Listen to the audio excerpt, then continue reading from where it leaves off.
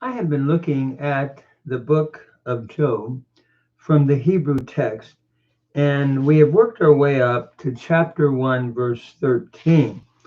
We have seen, after the introduction of Job, we have looked at the heavenly scene where Satan, Satan, has accused God of favoring Job. And that is why he worships you and is faithful to you. So God then allows Job, or allows the Satan to attack Job and take away everything except his own, except him. So we begin at verse 13, picking up where we left off. I'll be reading it in the Hebrew and then also looking at the grammar as we go through and trying to follow the grammar as well as do a brief commentary or comments as we are going through. So beginning in 13 through 2:13, we see the affliction of Job. First of all, in 1:13 to 32, we see the wealth and his sons taken away by Satan's attack. First of all, we now move to the earthly scene, moving from the heavenly scene and Satan's accusation of Job. The picture shifts to the earth, where Satan carries out his affliction on Job. So in 4 successive and hammer-like blows, Job's wealth and children are suddenly taken from him. In each case, one messenger is left after the tragedy to report back to Job. In all of the tragic loss, Job's integrity toward God did not falter, but really instead, Job ended up blessing God. So we begin then at verse 13 as we begin to read. I'd like to say a word about some of the vocabulary in this section. Some of the words that are important, I believe, is the word charash, to plow. Then we have aton, which is the female ass. And then pashat is the verb that means to strip off, which is what we have Job doing. And then me'ever means from the other side. Pinah would mean corner. And ma'il means robe. Gazaz, to shear. And arum, naked. And then tifla means that which is doesn't have savor, unsavory. And one of the tools that's a big help to me in some of the vocabulary is the Reader's Hebrew and English Lexicon of the Old Testament in one volume by Armstrong, Busby, and Carr. So this is on page 479, where they give a nice summary of some of the key vocabulary words that are used there. I would like now to pick up in verse 13, and we'll be doing some grammar along with commentary. So it begins, Vayehi hayom uvanav uvenotav ochelim veshotim yayin beved achihem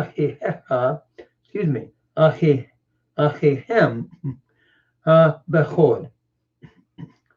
I have a little laryngitis, so forgive me. I'm going to read the Hebrew slowly as we go through it, and also look at some of the grammar. Notice here in verse 13, it reads, "And it came to pass on the day," or on a day, that his sons and daughters were eating and drinking wine in the house of their eldest brother. Notice we have two participles here, ochlim, which is from ochalim, which is from achal, to eat, and shotim, which is from shata, to drink. So they were really celebrating in a peaceful way, in a serene way, in the house of their eldest brother. Then real tragedy begins to hit Job's family. So we move to verse 14. Umalak ba el Iyov, vayomar, Abakar hayu horashot, v'ha atonot ro'ot al yedehim. I'm reading it slowly for anyone that's just learning Hebrew and would like to follow along. So the messenger, or a messenger, came unto Job and said, the oxen were plowing, and the asses were feeding beside them. Notice here just a little bit of grammar. Ba is your cow perfect, third masculine singular from bo. And then Vayomer, of course, we've seen that a lot in Genesis 1. And he said, the messenger, he describes what was going on. That is, the oxen were plowing. Notice Horashim from Harash is a cow participle, feminine plural, from Haya. And the asses were feeding beside them. Again, from Ra'ah, another participle, feminine plural. It is interesting. It's a happy occasion. On a festive occasion, when Job's children were celebrating in the house of their eldest brother, the afflictions fell. While the oxen were plowing and the donkeys feeding beside them in a scene of serenity and peace, tragedy struck. And I think one of the things that Job is probably trying to teach too is that often that happens in life. And that there can be serenity, and then all of a sudden there's sickness or something happens. And so Job is a very important book that deals with the reality and the sad things of life, I believe. Why the righteous suffer. Then as we move to verse 15, it reads, V'tipo shava v'tikahem, v'et haneharim hiku lefi charib, v'im malata rak, ani levadi lehagid lak. That is, and the Sabaeans really fell upon them, could be understood. We could translate this something like they made a raid, they fell upon them in an attack. V'tikachem, and they took them away. Notice here, let me just translate the whole to begin with. And the Sabaeans fell upon them, made a raid, and took them, and the men, the young men, and smote them by the edge of the sword. And I alone, I alone, by myself, am escaped to declare this to you. Notice the messenger then is declaring the tragedy that has happened. Vatipol is from the root nafal, to fall. Notice we have a cow imperfect, third feminine singular from nafal, pay noon verb, where the noon has gone into the P, tin pole becoming tipol. So the Sabaeans made, we could say, a raid or fell upon them, understood. Vatikahem, and took them away. Here we have the root lakach, to take away. And notice here we have a nifal imperfect, third feminine singular from lakach. So took them away. We have an IA thematic vowel pattern indicative of a nifal, and took them away. And the servants, the neharim, would probably be rendered the young men or the servants here. Hiku, they smote by the edge of the sword. This is from the root naka, to smite. It's a doubly weak verb, a pay noon and a lamed hay. The hay has dropped out, and hin ku, the pay noon, has assimilated into the kaf by progressive assimilation. So we have a hifil, perfect, third common plural from nakah. So they smote the young men by the edge of the sword, and I myself am escaped. I alone. Rak ani, only I. That's emphatic all the way through here.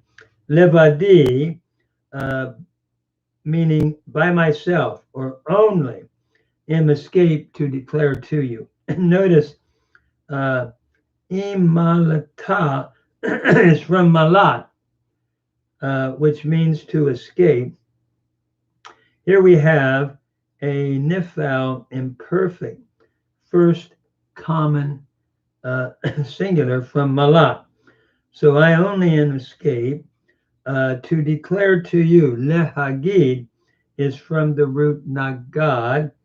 Here we have a hifil infinitive construct from nagad. Again, a pay noon verb where the noon has assimilated into the gimel, and the AI vowel pattern with the hey prefix is indicative of a hifil infinitive construct.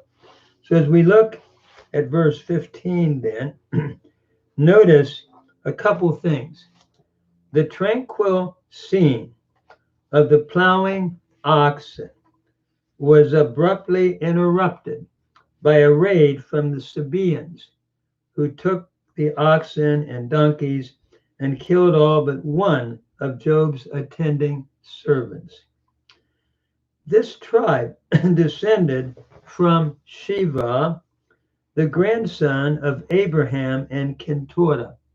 We see this for Keturah. We see this, for example, in Genesis 25, verse 3. It was a wealthy nomadic tribe of South Arabia, which lived in the desert near Edom.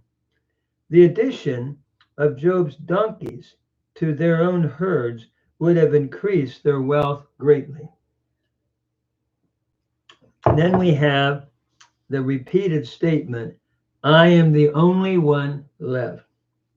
Satan arranged for only one person to survive each disaster. We'll see this in verses 16, 17, and 19. These three serve as Satan's messengers to Job. All three events occurred at the same time in order to overwhelm Job with their suddenness and severity. again, the writer of Job, I think what he's really saying is when it rains, it sometimes storms. And so many things are happening in succession. And sad to say, life sometimes has that kind of a pattern. And I think the writer of Job brilliantly is capturing some of this. But then we move on to verse 16 in the Hebrew. And עוד זה מדבר וזה בא ויאמר אש אלוהים נפלה מן השמיים ותבער בצאן ובנהרים ותאכלם ואימלתה רק אני לבדי להגיד לך. So as we read verse 16, we would translate it, while this one was speaking, this one came.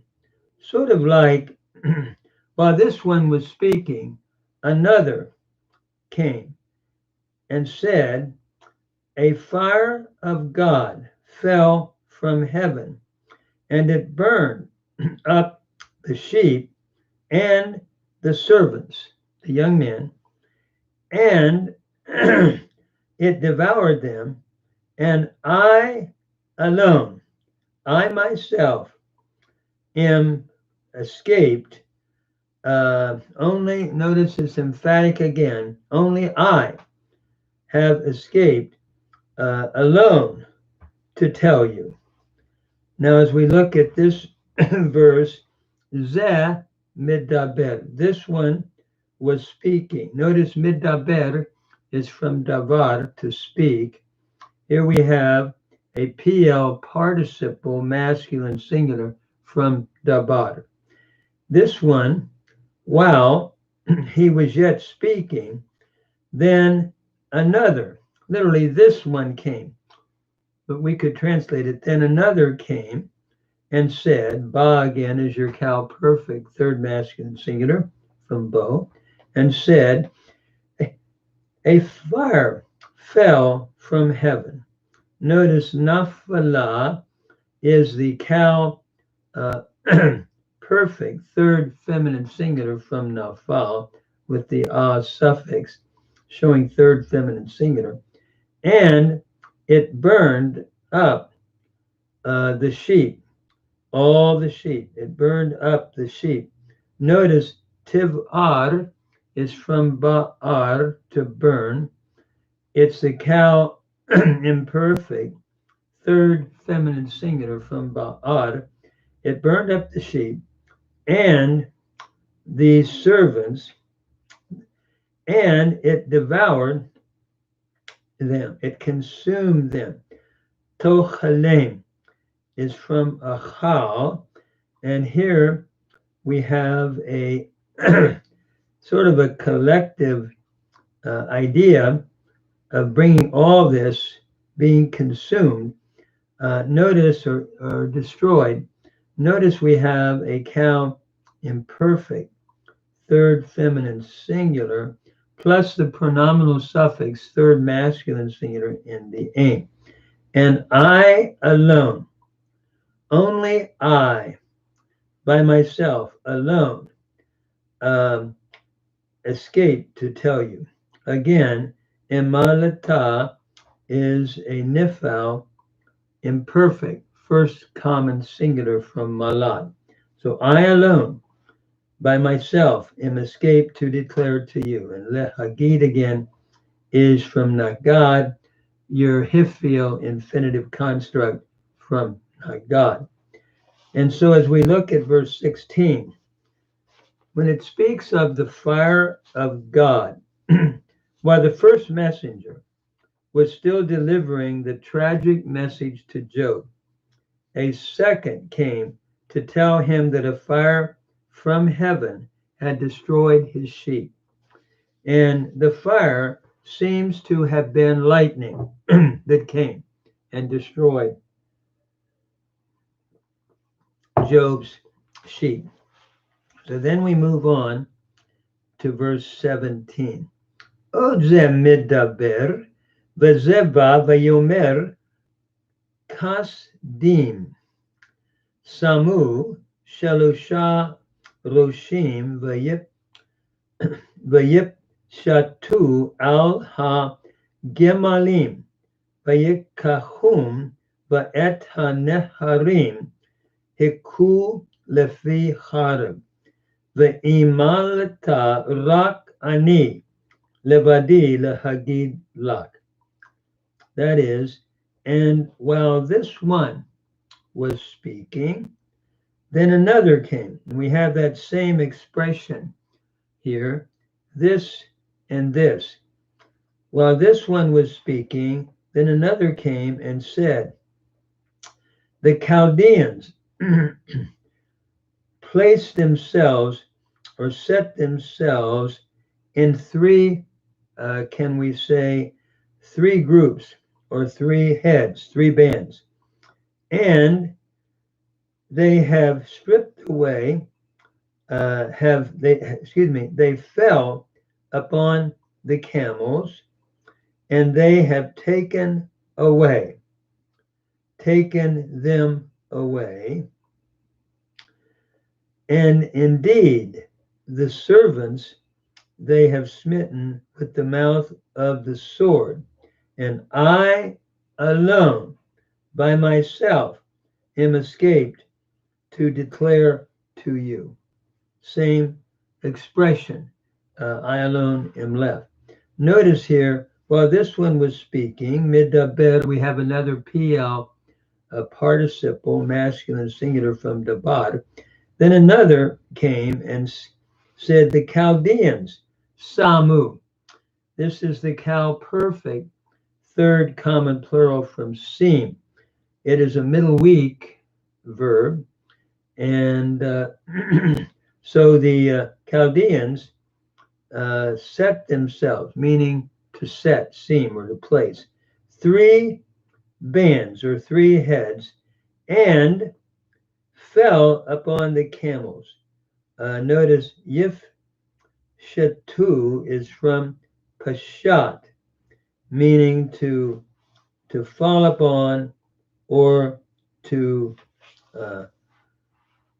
actually, I guess we could translate this Pashat, to strip away by falling upon. So they fell upon the camels, Vayikahum, and they have taken them away. Notice the root here is lakach, and again, the lamed has assimilated into the kov. They have taken them away, and the mem here is showing the pronominal suffix, third masculine plural. So they've taken them away, and the young men, hiku lefi charab, they have smitten by the edge of the sword. Again, we have the root naka, to smite, and here we have the hifil again.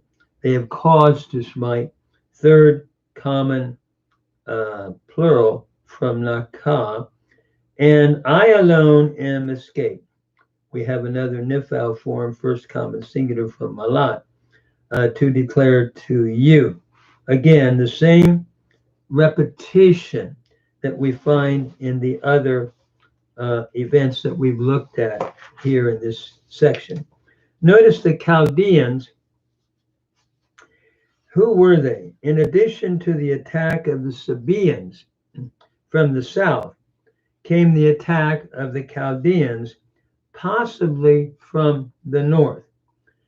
So the term here, though, does not refer to the Chaldean or Babylonian Empire of later Old Testament history, but rather to the earlier marauding tribe which plundered Job and Job's wealth. So we're not looking at the later Babylonian Empire, but a marauding tribe at that time which did it. So then as we move on to verse 19,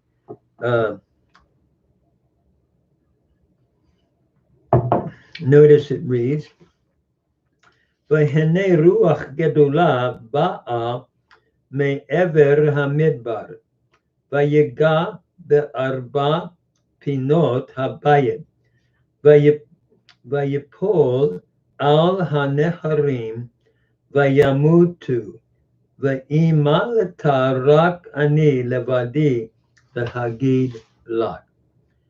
That is, and behold, a great wind, we could say a violent wind, came from across the desert or the wilderness, and it smote the four corners of the house, and it fell upon the young men, or upon the young men, and they are dead, or they have died. And I alone, the messenger says, am left to declare to you. Notice he says, behold, a great wind came. Ba'a is again from bo. It's the cow perfect, third feminine singular from bo, from across the desert. And it smote. Vayiga is from naga. It's a weak verb, a pay noon verb, where the noon has assimilated by a progressive assimilation into the gimel. So vayin ga became vayiga, and it smote, meaning to smote, the four corners of the house, and it fell upon the young people, Naharim, and they have died, or they have died. Notice vayamutu is from the root mut, to die. It's the cow imperfect, third person plural, third masculine plural from mut. They have died, and I alone am escaped by myself, alone to declare to you. We have that nifals again in imalata, and then followed by the infinitive, hifio infinitive lehagid from the pay noon verb nagad. So as we look at verse 18, notice a mighty wind had come, and it came from the desert. While the third messenger was yet reporting to Job, a fourth catastrophe, more tragic and intense than any previous, hit Job. His children then were suddenly killed by a great wind, which literally devastated the house where they were eating. The wind was possibly a tornado or a whirlwind, totally destructive here in its ferocity. Isaiah 21:1 and Hosea 13:15 describes such a wind, such a tornado or wind, a whirlwind that would be destructive. So then we move to the next verse, verse 20, and we'll see Job's response. Notice, then Job arose, Vayakam Iyov, Vayikra et ma'ilo, Vayagaz et rosho, Vayipol artsa, Vayish tahu. Notice, then Job arose and tore his mantle and shaved his head and fell to the ground and worshiped. And notice, then we'll see what he says in verse 21. But before we go on, Vayakam is from kum. It's the cow imperfect, third masculine singular. Job arose with a vav conversive or a vav consecutive, where the imperfect is put into the past. So then Job arose and rent. Vayikra, tore, is from kara. It's the cow imperfect, third masculine singular from kara, with a vav hafek or a vav conversive, and tore his mantle, me'ilo, and shaved his head. And notice vayagaz is from gazaz, to shave. It's the cow imperfect, third masculine singular from gazaz. Shaved his head, vayipul, and fell to the ground. The root here is nafal. It's the cow, it's another peinun verb, the cow imperfect, third masculine singular from nafal, with a vav conversive, and fell to the ground, and he worshipped. Vayishtahu. Notice the root here, I believe, is probably shacha, a lamed final hey root, and we have a hitpayal. He fell to the ground and worshiped, from shacha, a hitpayal from that root, with a metathesis, where the sheen and the tav have exchanged places. So he worshiped, and then notice what he says. So in verse 20, in response then to the deep affliction, Job rent his outer mantle. That is, he strips himself probably to the waist, and he shaved his head. Both of these actions were signs of mourning in the ancient Near East. Some examples would be Genesis 37:29, verse 34, also in 2 Samuel 13:31, Isaiah 15:2, 22:12 of Isaiah, Amos 8:10, and Micah 1:16. In addition to this, he fell to the ground in adoration to God. And then notice then his response and what he said. This comes up then in the next verse, verse 21. Vayomer arom yatsati mebetem imi, ve'arom ashuv shama, Adonai natan, ve'Adonai lakach, Yehishem Adonai mevorak. Notice here, and he said, naked I have come forth from the womb of my mother, and naked I shall return there. The Lord has given, and the Lord has taken. Let the name of the Lord be blessed. Notice as we look at verse 21, grammatically, and he said, cow imperfect, third masculine singular from amar, a payoff verb with the dissimulation in the holum at the beginning of this imperfect. And he said, naked I have come forth. This is from Yatsah. It's the cow perfect, first common singular from Yatsah, from the womb of my mother, and naked I shall return, from the root shu, cow imperfect, first common singular. I shall return there. The Lord has given, Natan again, the cow perfect, third masculine singular, from Natan, and the Lord lakach has taken, again, a cow perfect, third masculine singular from lakach. Let the name of the Lord be blessed. Notice Yehi is from Hayah.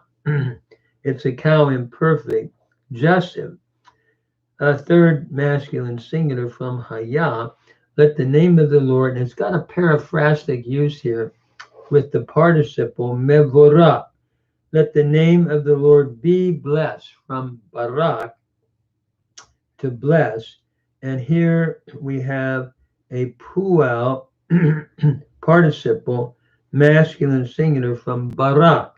So let the name of the Lord be blessed. That mem gives it away as a participle, and I believe the cholim as a puel. So notice his response here is a very sort of uplifting response in spite of what he's going through. But the thing about Job, the book of Job, this will not last as time goes on. But at the beginning, this is the way he responds. Notice verse 20 then. In response to his deep affliction, Job rent his outer garment, or his outer mantle. He strips himself to the waist, and he shaved his head.